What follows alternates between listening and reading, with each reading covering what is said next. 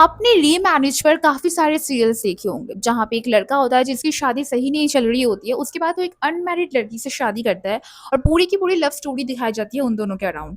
या फिर कोई लड़की होती है जिसके पति की डेथ हो जाती है या फिर पति ने चीट किया होता है और वो किसी अनमैरिड लड़के के साथ अपनी नई लाइफ शुरू करती है।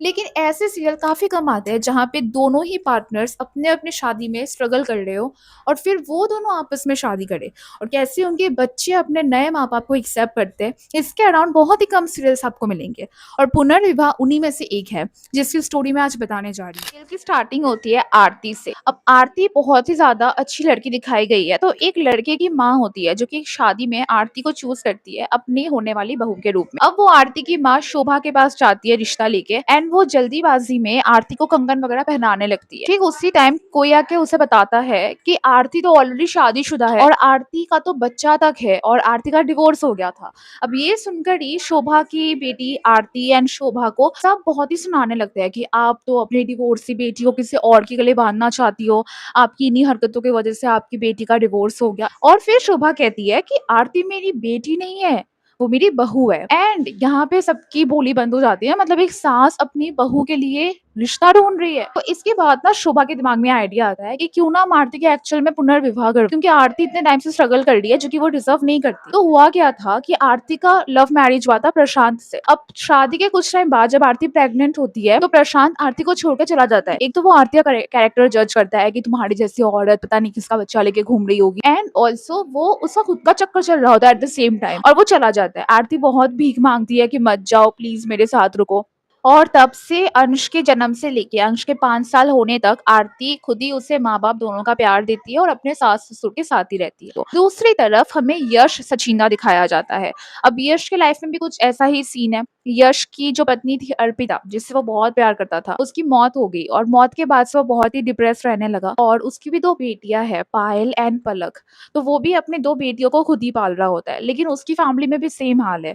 वो लोग भी चाहते हैं कि यश की दोबारा शादी हो और यश अपने लाइफ में आगे बढ़े। अब यश का जो छोटा भाई होता है प्रतीक, वो प्यार करता है परिधि नाम की लड़की से। तो इनके फैमिली में लव मैरिज तो अलाउड है नहीं। तो ये जो यश के पापा है, वो ये शर्त रखते हैं कि अगर प्रतीक की शादी यश करवाना चाहता है तो यश को खुद भी शादी करनी पड़ेगी। तो अब इस बात पे यश शादी के लिए तैयार होता है। अब इसी तरीके से दुबे फैमिली यानी कि आरती की फैमिली और सचिंदा फैमिली, यश की फैमिली, वो दोनों आपस में मिलती है और उन दोनों के बीच शादी की बात चलती है। अब आरती की जो सास होती है शोभा, वो तो चाहती है कि प्रशांत की सारी सच्चाई वो यश की फैमिली को बता दे कि प्रशांत कैसा इंसान था, आरती ने कितने सैक्रिफाइसेस किए और आरती कितनी अच्छी लड़की है।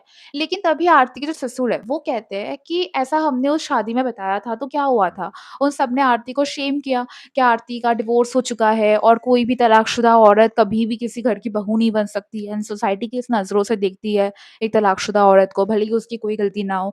तो इसलिए हम कहेंगे कि हमारे बेटे की मौत हो चुकी है और आरती विधवा है। और यश के पापा भी यही कह रहे थे कि उन्हें पुनर्विवाह के लिए कोई सिंगल लड़की चलेगी या फिर उन्हें कोई बच्चे के साथ औरत भी चल जाएगी, लेकिन वो तलाकशुदा नहीं होनी चाहिए। इसी तरह से इन दोनों की शादी होती है और शादी के टाइम में यश आरती को क्लियर कर देता है कि इस शादी के बाद उन दोनों में पति-पत्नी जैसा कोई भी रिश्ता नहीं होगा। वो दोनों ये शादी बस इसलिए कर रहे हैं ताकि उन दोनों के ही बच्चों को, यानी कि तीनों बच्चों को माँ-बाप दोनों का प्यार मिले। तो शादी होने के बाद घर में बहुत प्रॉब्लम्स होते हैं। जो आरती का बेटा अंश है, वो बहुत ही शरारतें करता है। साथ ही साथ जो पलक एंड पायल है, पायल तो बहुत एडजस्टिंग है, लेकिन जो पलक है वो बिल्कुल आरती को एक्सेप्ट नहीं करती और वो स्कूल में आरती की ड्राइंग बनाती है एज़ राक्षसनी माँ ऐसे बोलकर, तो 2 सींग उठा देती है एंड लाइक वो बहुत ही हेट करती है अपनी नई मम्मी से, क्योंकि वो सोचती है कि अर्पिता की जगह लेने आई है आरती। दूसरी तरफ अंश को तो कभी अपने पापा का प्यार मिला ही नहीं, उसने तो कभी अपने पापा को देखा ही नहीं,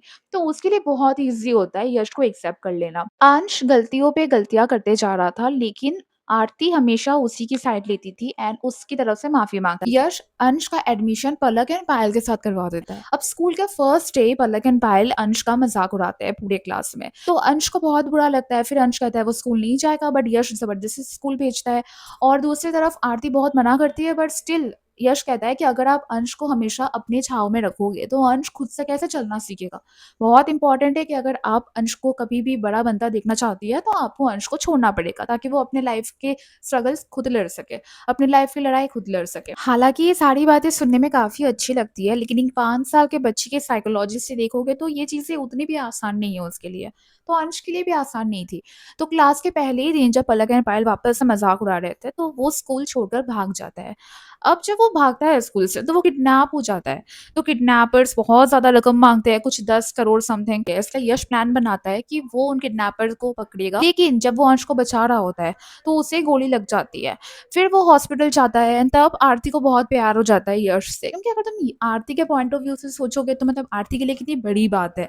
ये किसी ने उसके बच्चे के लिए अपनी जान तक दे दी। लेकिन फाइनली यश ठीक हो जाता है, लेकिन सचिंता फैमिली अब आरती के पीछे पड़ जाती है कि तुम डिवोर्स दो। लेकिन यश ये डिफरेंसेस क्लियर कर देता है और आरती को वापस अपने घर लेकर आ जाता है। आरती को पता चलता है कि पलक का बर्थडे आ रहा है, तो आरती कहती है कि पलक के बर्थडे पे बहुत बड़ा सरप्राइज पार्टी रखेंगे। लेकिन फैमिली वाले बताते हैं कि पलक अपना बर्थडे सेलिब्रेट ही नहीं करती। तो आरती पूछती है क्यों, पर कोई भी इसका जवाब उसे नहीं दे रहा था। लेकिन जो प्रतीक है वो आके बताता है कि एक्चुअल में जो अर्पिता भाभी थी, यानी कि यश की पत्नी अर्पिता, उसकी डेथ पलक के बर्थडे पे ही हुई थी। वो पलक के लिए सरप्राइज पार्टी के लिए केक लाने जा रही थी, बट तभी बहुत बारिश वाली रात थी और फिर उसी टाइम अर्पिता का एक्सीडेंट हो जाता है और अर्पिता मर जाती है। तो इसलिए पलक आज भी इंतजार करती है अर्पिता का, और वो अपने बर्थडे को बहुत ही अनलकी मानती है क्योंकि उसी दिन उसकी माँ उसकी लाइफ से चली गई। तो इसलिए वो अपना बर्थडे सेलिब्रेट नहीं करती। तो अब आरती सोचती है कि वो इस ट्रॉमा को पलक के दिमाग से निकालेगी, इसलिए वो पलक को कहती है अगर वो अपना बर्थडे इस बार सेलिब्रेट करेगी, तो उसकी माँ आएगी उसके बर्थडे पे। तो ये बोलकर वो उसे मना लेती है बर्थडे के लिए। फैमिली वाले भी शॉक्ड हो जाते हैं कि भला पलक कैसे मान रही है अपने बर्थडे के लिए, बट वो किसी को बताती नहीं है कि उसने क्या शर्त रखी है पलक के सामने। यश भी बहुत ही कंफ्यूज्ड होता है। और जब बर्थडे पार्टी होती है, तो उसमें वो खुद ही अर्पिता की साड़ी पहन के आ जाती है। एक पॉइंट ऑफ टाइम के लिए पलक, पायल, यश तीनों को लगता है कि अर्पिता वापस आ गई है, बट जैसे ही ये मोमेंट खत्म होता है, अब सबको पता चल जाता है कि तो आरती है। तो यश और गुस्सा हो जाता है आरती पे, और पलक और भी नफरत करने लगती है आरती को। लेकिन धीरे धीरे आरती पलक से इतना प्यार करती है कि पलक भी एक्सेप्ट कर लेती है आरती को उसकी मम्मी की तरह। अब कहानी में एक और मोड़ आता है जब यश का जो बिजनेस होता है वेडिंग प्लानिंग, उसमें उसे एक ऐसी लड़की मिलती है नीलम, जो कि पॉलिटिशियन की बेटी है। लेकिन वो अपने बॉयफ्रेंड से शादी करना चाहती है, बट उसकी फैमिली जबरदस्ती उसे किसी अमीर लड़के से शादी करवा रही है। तो अब यश एंड आरती को ये बात पता चलती है एंड यश डिसाइड करता है कि वो नीलम की शादी उसके बॉयफ्रेंड से ही करवाएगा। लेकिन इस काम में बहुत रिस्क था और सिर्फ आरती एंड यश को ये बात बताती। तो शादी वाले दिन उसका प्लान होता है कि वो उसे लेके भागेगा, और वो आरती को घर पे ही भेज देता है। लेकिन इतने में ही वो पकड़ा जाता है, वो पॉलिटिशियन की फैमिली उस पर अटैक कर देती। अब जब आरती फैमिली को आके बात बताती है और यश का कुछ भी पता नहीं चलता, तो पूरी फैमिली आरती पे ही चिढ़ जाती है कि तुमने हमें पहले क्यों नहीं बताया, अपने तक ही इतनी डेंजरस बात क्यों रखी। लेकिन आरती प्रॉमिस करती है कि वो यश को ढूंढ के लाएगी, और इसीलिए वो दरगाह जाती है। एंड जो जलते हुए अंगारे वाले सीन होते थे ना पहले के सीरियल्स में बहुत ज्यादा, तो वो जलते हुए अंगारों पर चलती है ताकि उसकी मन्नत पूरी हो जाए एंड वो यश को ढूंढ सके। एंड उसकी मन्नत पूरी होती है, उसे यश मिल जाता है और वो वापस से यश को मौत के मुंह से बचा लेती है। अब गायत्री ये सब देख रही थी, मतलब वो जो यश की माँ, उसकी सास। तो फाइनली यश की माँ कहती है कि तुमने जितने भी काम किए आज तक, उन सारे काम में तो सक्सेसफुल रही है। अब बस एक ही काम बचा है कि तू यश की पत्नी बन सके। यश तुझे अब भी अपनी पत्नी नहीं मानता, वो बस तुझे अपने बच्चों की माँ मानता है। इसीलिए अब तुझे उसकी पत्नी भी बनना है। तो इसलिए वो लोग प्लान करते हैं हनीमून का, उसे फैमिली ट्रिप बताकर मुंबई भेजते हैं। बेसिकली जो कहानी है वो भोपाल की है, ठीक है। तो अब मुंबई जा रहे हैं वो लोग ट्रिप के लिए। तो फार्म हाउस पे पहुंचकर ही तो चारों तरफ सिर्फ और सिर्फ अर्पिता की फोटोज देखती है आरती। एंड वो लोग जब मुंबई घूम रहे होते हैं, तो अब आरती एंड यश भी क्लोज आ रहे होते हैं। तो एक दिन आरती खुद ही कॉल करती है अपने सास को, और कॉल करके कहती है कि यश अब बहुत नॉर्मल हो चुका है और यश अब वापस से हंसने खेलने लगा है, डिप्रेशन से बाहर आ चुका है। लेकिन उसके बाद क्या होता है, अगले दिन यश एंड आरती दोनों आते हैं घर में, और यश अपने रूम में चुपचाप चला जाता है और वो किसी से बात नहीं करता। और अब वो और डिप्रेस्ड हो गया है और वो पागल हो चुका है बिल्कुल। वो चारों तरफ से अर्पिता की सारी फोटोज निकाल के डस्टबिन में फेंक रहा है, वो रूम में आग लगा रहा है। तो अब सिचुएशन इतनी खराब हो चुकी थी कि यश को मेंटल असाइलम में एडमिट करने की नौबत आ गई थी। तो आरती कहती है कि वो वापस मुंबई जाएगी और वहां जाके वो चीजें रिकॉल करने की कोशिश करेगी। बट फिर आरती को पता चलता है कि आरती प्रेग्नेंट है। अब यहाँ पे आरती बहुत ज्यादा शॉक्ड हो जाती है। आरती सोचती है कि वो प्रेग्नेंट कैसे हो गई। तो फिर उसका जो दोस्त होता है, वो दोस्त उसे कहता है कि एक्चुअल में तुम लोग को याद नहीं है क्या, क्या तुम दोनों ने उस दिन भांग पी लिया था और फिर तुम दोनों अपने घर चले गए थे। मैं भी तुम लोगों के साथ गया था और मैं वीडियो रिकॉर्डिंग कर रहा था तुम्हारी। उसके बाद तुमने मुझे अपने रूम से निकाल दिया, लेकिन फ़ोन तो ऑन ही रह गया। जब उसने मोबाइल पे पूरी वीडियो रिकॉर्डिंग देखी,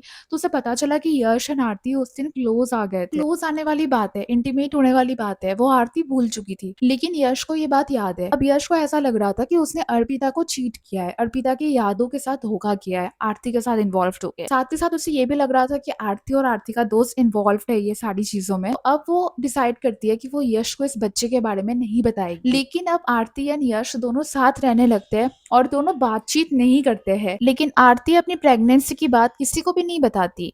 लेकिन ये जो यश की बुआ है, उसे पता चल जाता है ये बात। और यश की बुआ के बारे में मैंने तुम्हें बताया नहीं अब तक। यश की बुआ बहुत ही बुरी है और वो मतलब बहुत ही विलेन वाले काम करती है।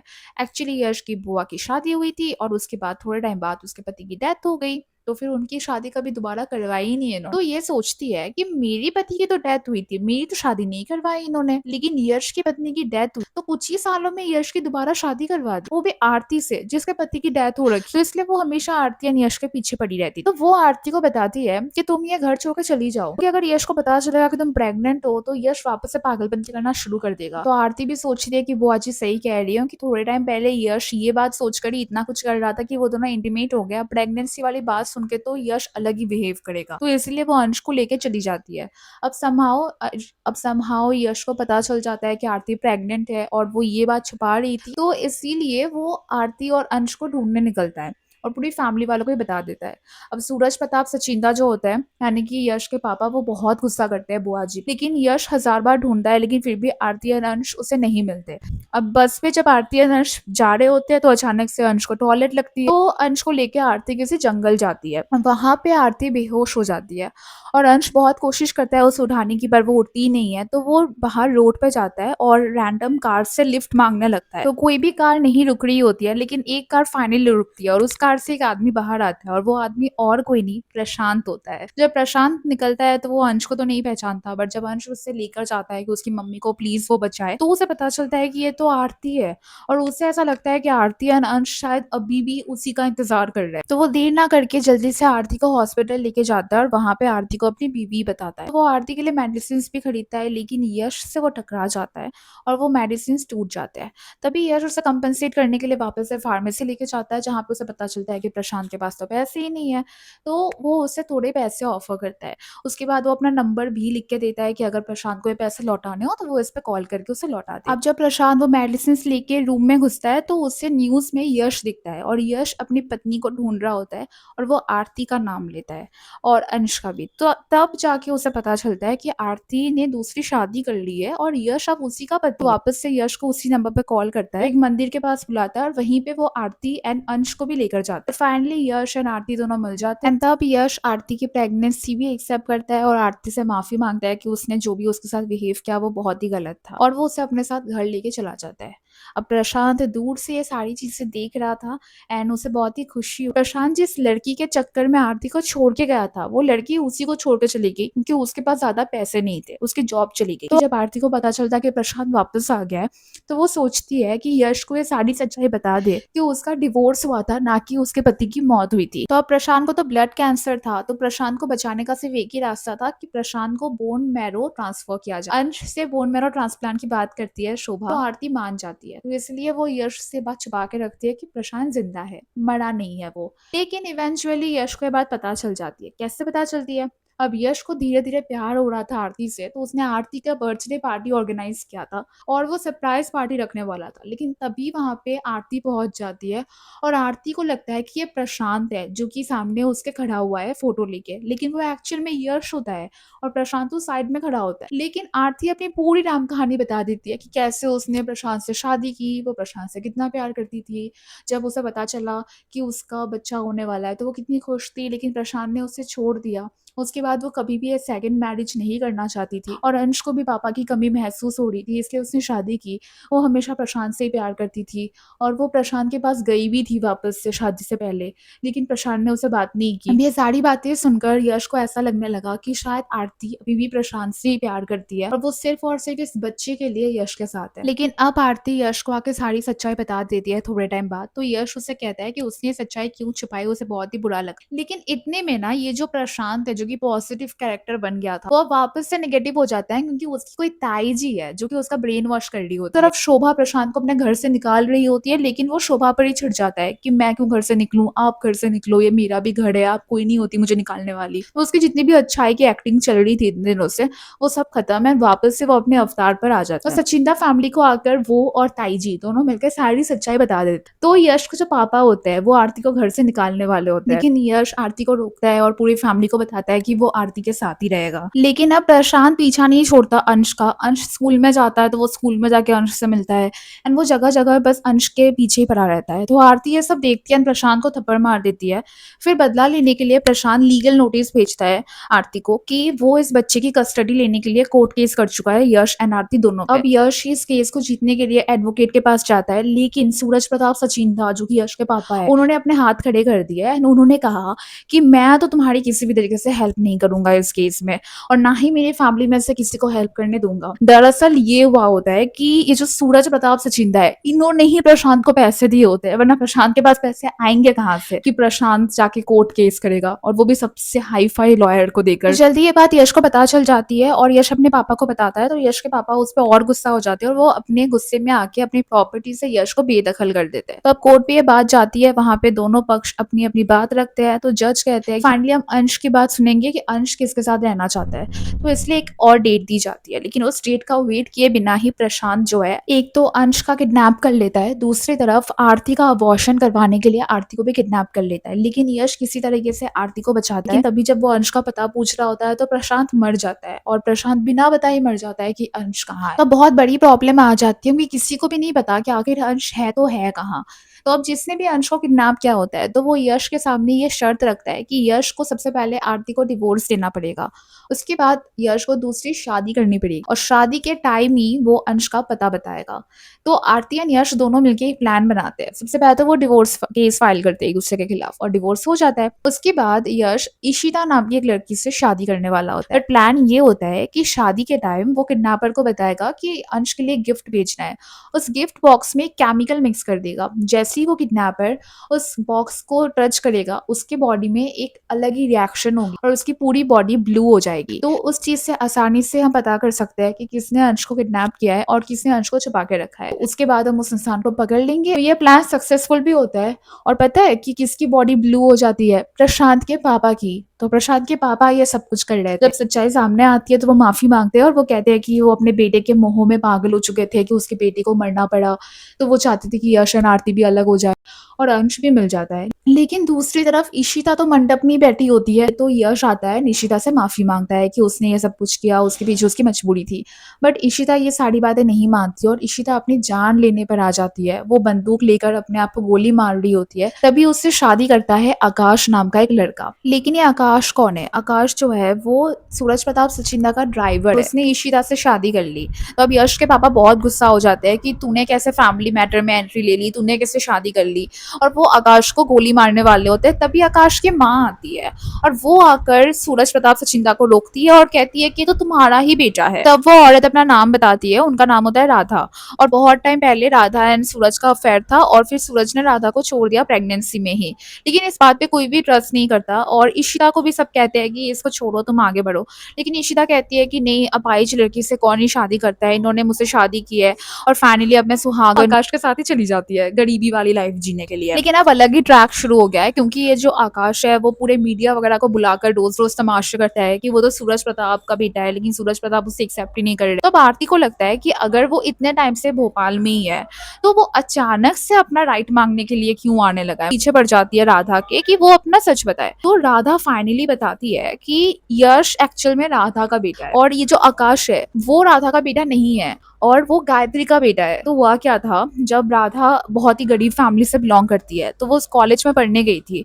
उस कॉलेज का ट्रस्टी सूरज प्रताप सचिंदा होता है। तो राधा एंड सूरज रिलेशनशिप में आते हैं और वो दोनों इंटीमेट हो जाते हैं। अब उन्हें नहीं पता होता कि सूरज की तो ऑलरेडी बीवी है और बच्चा भी है। तो इसीलिए जब उन्हें ये बात पता चलती है तो वो उनको छोड़ के चली जाती है, क्योंकि वो किसी भी शादीशुदा आदमी और एक औरत की जिंदगी के बीच में नहीं आना चाहती। लेकिन बाद में जाकर उन्हें पता चलता है कि वो प्रेग्नेंट है। तो वो सोचते हैं कि जिस गरीबी में उन्हें जीना पड़े वो सेम गरीबी का शिकार अपने बच्चे को नहीं बनने देगी। तो उन्हें तभी पता चलता है है कि गायत्री भी प्रेग्नेंट है और उन दोनों के बच्चे की डिलीवरी सेम डेट पे हुई थी। तो वो क्या करती है, गायत्री के बच्चे से अपने बच्चे को रिप्लेस कर देती है और वो बच्चा कौन होता है, यश। तो अब यश को बहुत ही मान सम्मान मिलता है, प्यार मिलता है पूरी फैमिली से, लेकिन राधा और आकाश को कोई भी एक्सेप्ट नहीं करता और हमेशा से सोसाइटी से सिर्फ और सिर्फ आकाश और उसकी माँ को ताने ही मिलते हैं। लेकिन इसका मतलब ये नहीं कि उसने यश को चेंज किया था तो वो आकाश से प्यार नहीं करती। वो आकाश को भी उतना ही प्यार से रखती है जितना वो अपने बेटे को रखती, बट इज जस्ट कि वो अपने बेटे को हक दिलाना चाहती थी कि आकाश के लिए काफी डिफिकल्ट होता ये हक पाना। तो अब जब ये बात सामने आती है गायत्री के, तो गायत्री तो अपने पति पर बहुत ट्रस्ट कर रही थी, बट डीएनए से ये साबित हो गया कि आकाश एक्चुअल में सूरज प्रताप का ही बेटा है। जब गायत्री को ये बात पता चलती है कि आकाश उसका बेटा है ना कि यश, तो गायत्री यश एंड आरती को इग्नोर करने लगती है और उसका पूरा का पूरा प्यार चला जाता है आकाश के लिए। लेकिन अब आकाश जो है वो अपना हक तो मांगता रहता है, लेकिन उसको तो कोई भी एक्सेप्ट नहीं करता। तो एक दिन वो जाके यश के साथ फाइट शुरू कर देता है। वहाँ पे गायत्री और राधा दोनों ये फाइट रोकने की कोशिश करते हैं और तभी धक्का लग के जो गायत्री है वो नीचे गिर जाती है और हॉस्पिटल लेकर जाते हैं तो पता चलता है कि गायत्री अब मर चुकी है। तो मरने से पहले अपनी आखिरी सांस लेते वक्त वो ये कहती है कि राधा और सूर्य प्रताप दोनों शादी कर ले और यश को भी उसका हक मिले, आकाश को भी उसका हक मिले। और राधा एक्चुअल में शादी कर भी लेती है। छी भाई, सूरज से कौन शादी करेगा, मतलब। एंड देन वो शादी करती है, उसके बाद वो गायत्री का सारे कपड़े पहन के पूरे दिन महारानी की तरह घूमती रहती है। भाई ऐसे लड़की को मैं थप्पड़ भी ना मारूं, शादी तो दूर की बात है। इशिता जो है वो फुल ऑब्सेस्ड हो चुकी है यश से। एक्चुअली क्या होता है कि आरती से भी पहले यश का रिश्ता इशिता के पास से आया हुआ होता है। किसी रीजन की वजह से आरती बीच में आ जाती है, आरती के साथ शादी होती है। उसके बाद जब वापस से तीसरी बार इशिता से शादी हो रही थी तो इशिता बहुत खुश थी, लेकिन वापस से सब कुछ सॉल्व हो गया और इशिता के साथ यश की शादी नहीं हुई। तो इसीलिए इशिता अब यश को हासिल करना चाहती थी, लेकिन ये जो आयु ने जन्म लिया है वो उसके रास्ते का कांटा था, इसीलिए उसने आयु को किडनैप कर लिया। अब आयु को किडनैप करने के बाद पूरे फैमिली को पता चल ही गया कि ये सब इशिता ने किया। अब जिस भी किडनैपर से इशिता ने किडनैप करवाया था, वो किडनैपर जाके उस बच्चे को किसी अनाथ आश्रम में सौंप देता है। अब परिधि एंड प्रतीक को बच्चा नहीं हो रहा था, तो वो लोग भी अनाथ आश्रम जाते हैं और एक बच्चा अडॉप्ट करते हैं और वो बच्चा वो आयु ही होता है, लेकिन किसी को पता नहीं चलता। अब इशिता यश को किडनैप करके या फिर बेहोश करके उसके साथ फिजिकल होने की कोशिश करती है। आरती उसे रोकती है, लेकिन इशिता नहीं बताती कि बच्चा कहाँ है। बाद में उन्हें पता चल जाता है कि परिधि एंड प्रतीक का जो बच्चा है एडॉप्टेड, वही एक्चुअल में आयु है। तो यश एंड आरती प्रतीक एंड परिधि को ही वो बच्चा दे देते हैं कि वो लोग वैसे भी माँ बाप नहीं बन सकते, तो कोई बात नहीं, बच्चा वही रख ले। लेकिन वापस से इशिता उस बच्चे को किडनैप कर लेती है और फिर वापस से आरती एंड यश मिलके उस बच्चे को ढूंढ लेते हैं और इशिता का भी यहाँ पे एंड हो जाता है। यहीं से सीजन 2 भी स्टार्ट कर दिया था, जहाँ पे वापस से वो वेडिंग प्लानिंग के लिए वो सरिता एंड राज की शादी में जाते हैं एंड वहीं से दूसरी कहानी शुरू हो जाती है। सीजन 2 की कहानी मैं इस वीडियो में नहीं बता रही हूँ, अगर आप लोगों को चाहिए तो आप लोग मुझे बताना, मैं एक और वीडियो लेकर आऊंगी। वो बहुत ही छोटी कहानी है, थोड़ा मैं हिंट दे देती हूँ। जो छोटी बहू सीरियल आया करता था, तो वो छोटी बहू सीरियल की हीरोइन के रियल लाइफ पर वो स्टोरी बेस्ड है।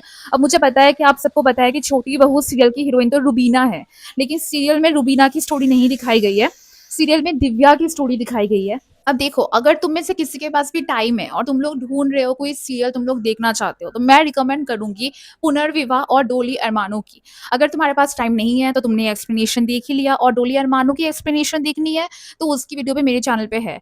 ये दो सीरियल मैं क्यों रिकमेंड कर रही हूँ, क्योंकि ये दो सीरियल आज तक मैंने जितने भी सीरियल्स देखे हैं इनमें से सबसे बेस्ट है। क्योंकि जिस कॉन्सेप्ट के अराउंड ये दोनों सीरियल स्टार्ट होते हैं वो पूरे उसी कॉन्सेप्ट के अराउंड ये सीरियल घूमते हैं एंड उसके बाद इस सीरियल को एंड कर दिया जाता है। क्योंकि आम तौर पर जितने भी सीरियल्स आते हैं उनकी यूनिक स्टोरी होती है, लेकिन बाद में सास बहू, पुनर्जन्म, साजिश, मर्डर, किडनैपिंग, पुनर्विवाह भी रीमैरिज कंसेप्ट पर है और रीमैरिज पर ही उसे खत्म कर दिया जाता है।